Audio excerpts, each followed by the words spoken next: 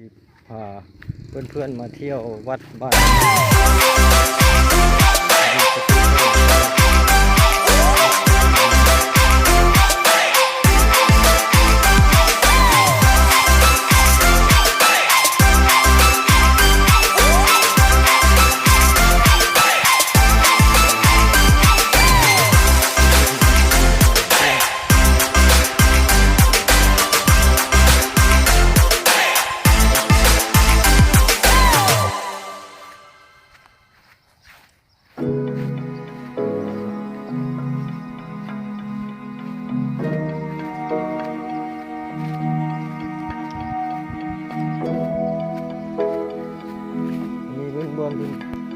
นี่มันเหือซ่วงของบ้านนาหมด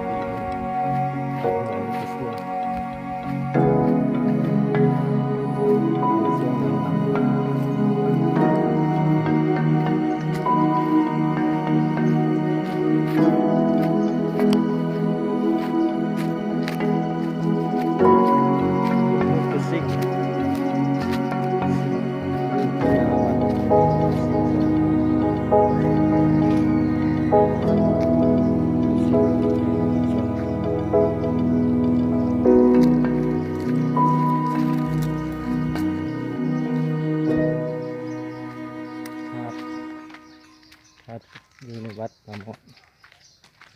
มีเจดีย์ที่สวยงาม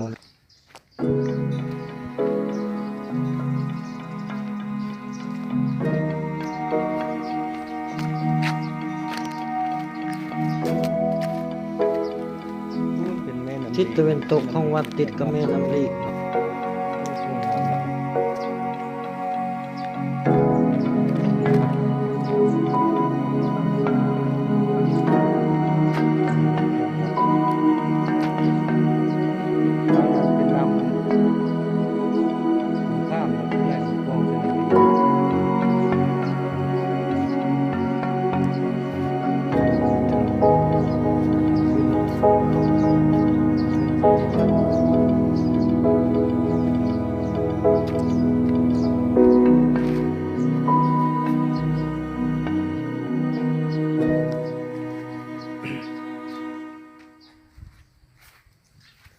วันนี้จะเข้าไปในพี่เข้าไปในไปเบิ้งอัน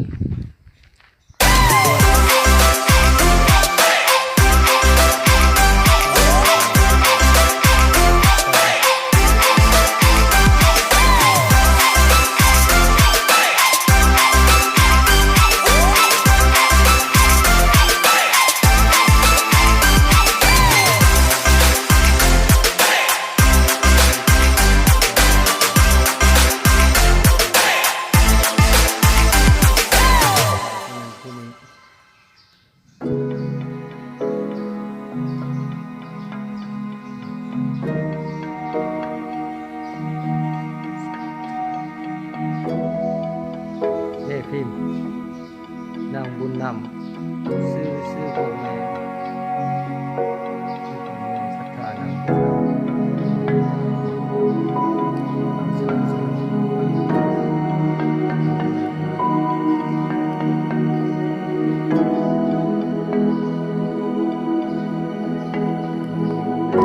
อันนี้มันห่อแจกเนาะ